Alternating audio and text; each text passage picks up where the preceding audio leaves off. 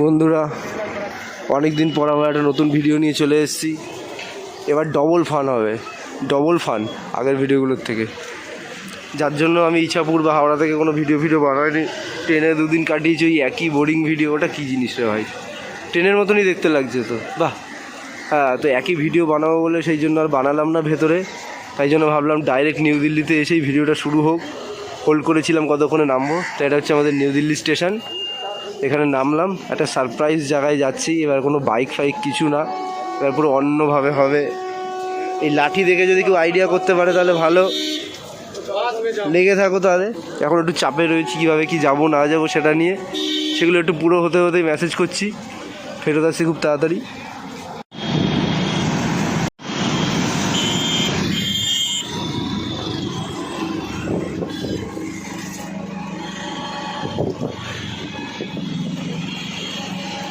এখন ফিলহাল আমরা কিসে উঠেছি একটু দেখে নাও।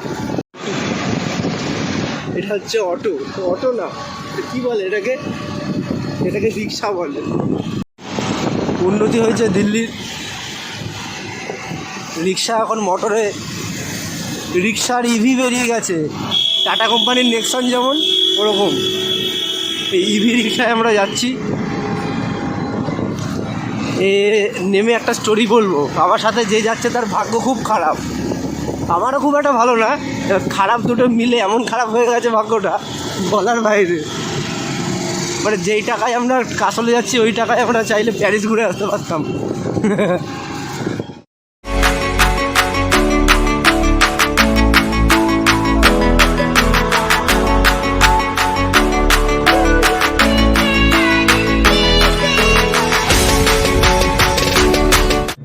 বহু কষ্টের পর উঠে পড়েছি আমরা বাসে। না, ওসব বলে লাভ নেই। এ বলছে আসতে বললে রেকর্ড হয় না ক্যামেরায়। সেটা হচ্ছে ফাইনালি বাসে উঠে পড়েছি। এই বাসে উঠতে গিয়ে অনেক বড় ঝামেলার সম্মুখীন হতে হলো। ইয়ারফোনে, ব্লুটুথ ইয়ারফোনে কথা যায় না। ব্লুটুথ ইয়ারফোনে ভিডিওতে কথা যাবেই না। সেটা হচ্ছে এই বাড়ি থেকে বলে এসেছিল বাস ভাড়া 700 টাকা, 800 টাকা, 900 টাকা। আগের দিনও ছিল 800 টাকা। তারপরে হঠাৎ করে এখানে এসে একজনের হয়ে গেল 1700 টাকা থেকে 2000 টাকা। কি একটা হলিডে নাকি উইকেন্ড পড়েছে বলছে, 5 দিন পর ছুটি। তো গোটা লোক সব এখন যাচ্ছে ট্রিপে। তাই জন্য ও পাশ থেকে আস্তে আস্তে বলছে ওর প্রোফাইলটার লিঙ্ক দিয়ে দেবো, গিয়ে সবাই স্প্যাম করে ডিসলাইক মেরে আসবে। যাই হোক, আজকেও তেমন কিছু দেখানোর নেই। বাইচান্স আমরা এমার্জেন্সি গেটের পাশে বসেছি। আর আজকে তেমন কিছু দেখানোর নেই, কারণ এখন নিউ দিল্লি দিয়ে যখন যাচ্ছি তখন সিটি আর কি আর এমন দেখাবো। আর যতক্ষণে আমরা গিয়ে পৌঁছাবো ততক্ষণে রাত হয়ে যাবে। ফিলহাল আমরা কাসলে কালকে নেমে যাব। আর যারা এখানকার লোক আছে তাদের তো কাসল বললে বুঝতে পারছে না, ওদের বলতে হচ্ছে কাসল। তো নেমে যাওয়ার পর আমরা একটা দিন এক্সট্রা ধরে এনেছি, এখানে থেকে খাওয়া দাওয়া করবো। কারণ আগামী 4-5 দিন ধরে শুধুমাত্র সবজি খাওয়ানো হবে আমাদেরকে, নমিনাল ফুড। সো একদিনটা একটু খেয়ে না নিলে মুশকিল আছে। তো সেটাই আমরা চেষ্টা করব। তো যত কথাবার্তা হবে আবার কাসলে গিয়ে, আর তার মাঝখানে যদি ইমিডিয়েটলি কোনো ভালো কিছু ঘটে থাকে তাহলে আবার দেখানো হবে। ততক্ষণ আগের সিকিমের ব্লগগুলো আমাদের দেখে নাও আর চ্যানেলটা সাবস্ক্রাইব করে ফেলো। ফাইনালি আমরা এসে একটা জায়গায় দাঁড়ালাম। মানে আমাদের বাসটা আজকে তো সারা রাত চলবে। এই জায়গাটা আমাদের বাসটা দাঁড়িয়েছে একটা ধাবা দেখে। এটা আমাদের ভলভোটা, আর এটা আমাদের মার্সিডিজ বেঞ্জের ছোটোখাটো ভাই।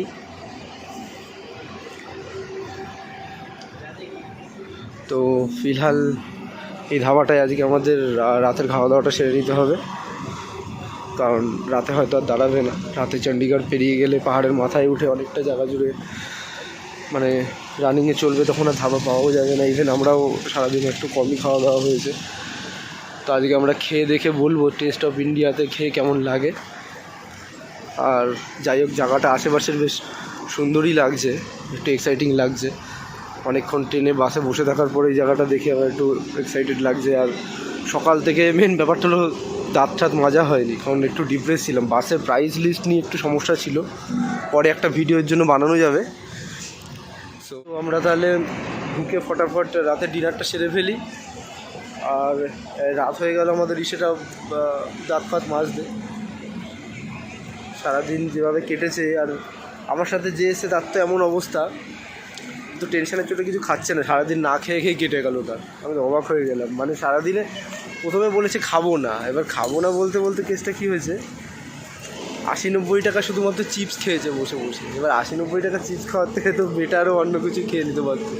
যাই হোক দেখি খাবারটা খাই, খেয়ে কেমন লাগে দেখি, তারপর জানাবো। আর রিসেন্টলি একটা ভিডিও দেখলাম সার্পাসের, প্রচণ্ড বরফ পড়ছে, হাঁটু ফাটু অবধি বরফ, কুচিয়ে কুচিয়ে বেলচা দিয়ে সরানো হচ্ছে। তো সেটা নিয়ে একটু এক্সাইটেড আছি, মানে এক্সট্রিম বরফ যেটাকে আমি পছন্দ করি।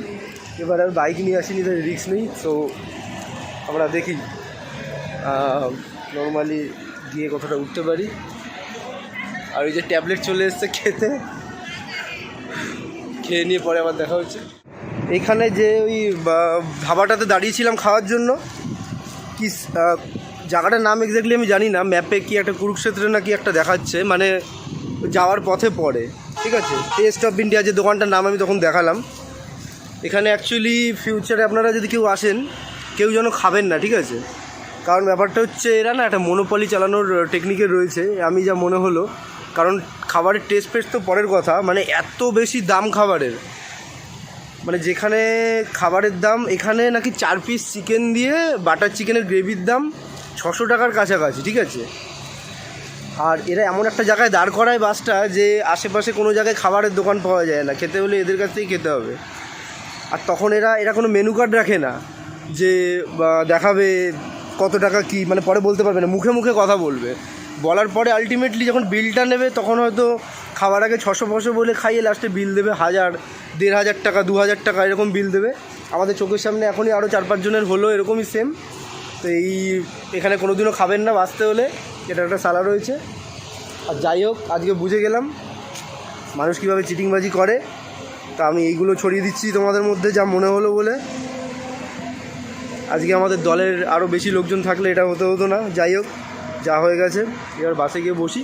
তাহলে নামটা যদি ভুলে গিয়ে থাকো তাহলে এটা আবার বারবার করে দেখে নাও, যাতে মিস না যায়। এটা হচ্ছে সেই হোটেলটা যেখানে পুরো স্ক্যাম হয়, মানে স্পেশালি বসিয়ে, ঠিক আছে, বাংলা ভাষায় বললাম না, বাজে লাগবে শুনতে। স্পেশালি বসিয়ে লোককে এরা টার্গেট করে রেখেছে, ফ্লাইং অডিয়েন্সকে, জানে এখানে কেউ পার্মানেন্টলি আসবেও না, সব রানিং কাস্টমার যাবে, যাওয়ার পথে মাঝরাতে খাবে, কেউ ফেরত আসবে না, কেউ বোঝে না, এখানকার কেউ বাসিন্দাও না, বুঝে 600 টাকার বিল, 900 টাকা। আমাদের পাশের মহিলাটা কখন বললো, আমি ভাবলাম যে মনে হয় ওনার সাথে মিসআন্ডারস্ট্যান্ডিং হয়েছে, ঠিক আছে, উনি হয়তো বোঝেনি, এক্সট্রা দাম অ্যাড করেছে, কিন্তু আলটিমেটলি ওনার সাথে কিন্তু তাই হয়েছে। ওনাকে 300 টাকা বলে 500 টাকা দিয়েছে, সেম কেস হলো। আমি চোখের সামনে 2-3 জনের কাছে দেখলাম। হ্যাঁ, কী অবস্থা।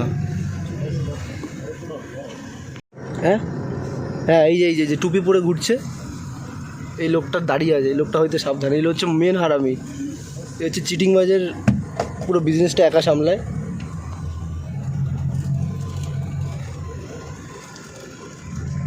ঠিক আছে, আমরা ঝামেলা করাতে একটুখানি কমিয়েছে, কারণ ওরা জানতো ঝামেলা হবে। যাই হোক, মানে যে হারে প্রফিট করে এরা, হ্যালো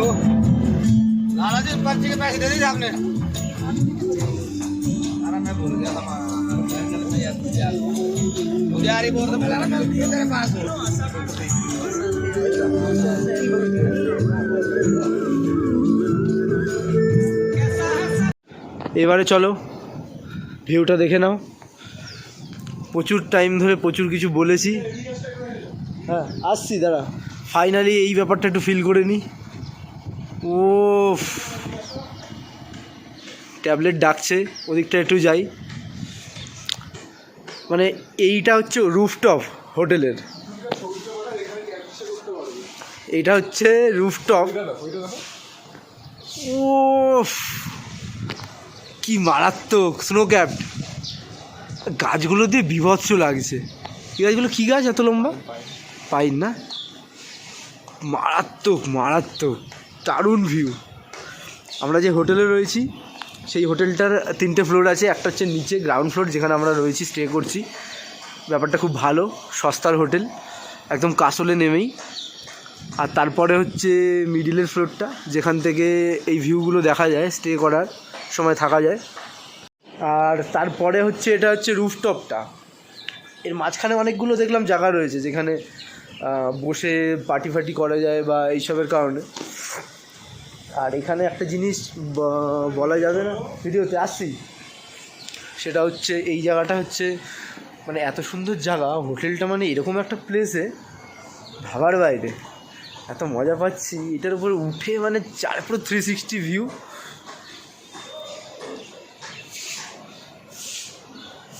ফ্লোরটাতে এত মজা পেয়ে গেলাম, মানে অফ টাইমে, মানে সন্ধ্যাবেলা থেকে রাত অবধি যে টাইমটা যাবে সেই টাইমটা বিরাট এনজয় করা যাবে, ঠিক আছে।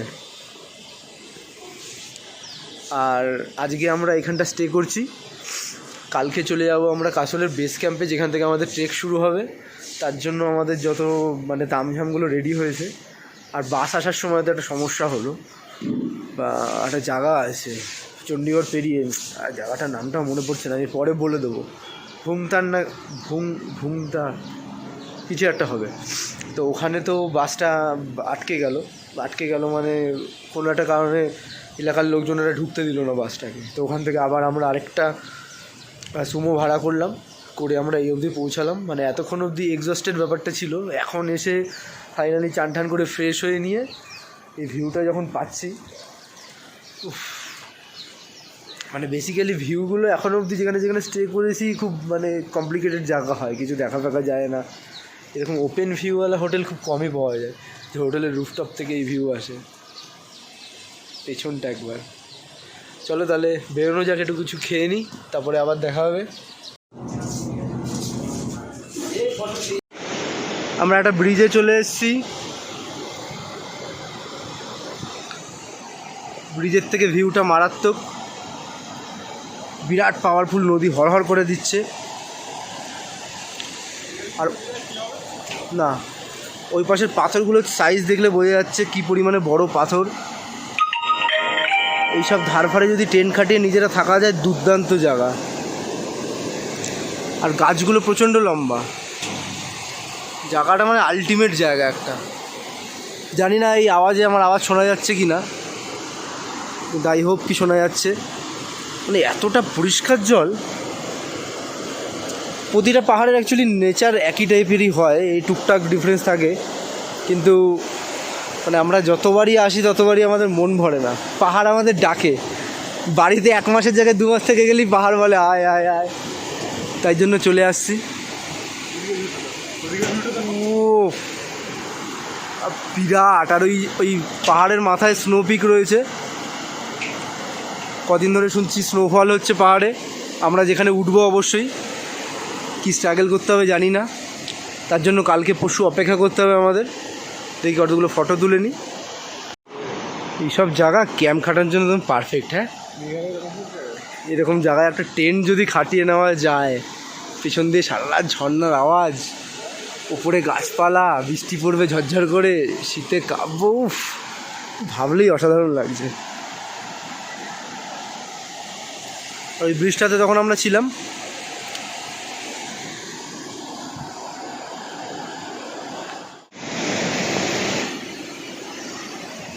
একটু আগে ম্যাপটা আপডেট করলাম, ম্যাপ না ক্লাইমেটটা আপডেট করলাম এখান দিয়ে যেতে যেতে। দুপুরবেলাটা একটু শুয়েছিলাম খেয়ে দে, যার কারণে আর অতটা দেখা হয়নি। তো হঠাৎ একরকম টেম্পারেচার ছিল, হঠাৎ করে পায়ে ঠান্ডা লাগা শুরু করলো, চাদর ফাদর দিয়ে ঘুমাচ্ছি, ঘুমটা ভাঙলো 4টে বাজে বা 5টা বাজে। হট করে ঘুমটা ভাঙার পর একটু এক্সট্রিমলি কোল্ড ফিল হলো, ভাবলাম একটু ফোনটা খুলে দেখি কি দেখাচ্ছে এক্স্যাক্টলি ক্লাইমেটে। তো ওর ঘড়িতে উল্টোপাল্টা দেখাচ্ছে, হাতে পড়া রয়েছে তো চাদরের তলায়, ওর ফোনে রিফ্রেশ হচ্ছে না, হঠাৎ করে দেখাচ্ছে -3 ডিগ্রি। আমি জানি না, ওয়েদার ফোরকাস্টে দেখাচ্ছে। আর রাতের বেলা তো বুঝেই নাও, -4, 5, 6, 7, 8, 9 এটা ফোরকাস্ট। সব জায়গা সেম হয় না, তো আমরা একটা অ্যাভারেজ ধরে চলবো। ইমিডিয়েটলি এত চিল্ড হয়ে গেল। যেখানে বলবি তাহলে ওখানে গিয়ে চল, ম্যাজিক ভিউ বলে সামনে আসছে। চল।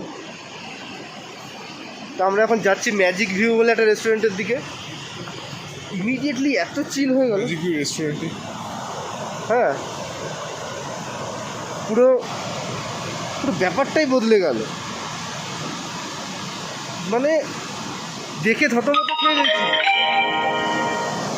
তার মানে উপরে যেখানে যেতে হবে সেখানকার অবস্থা আমি শুধু ভাবছি।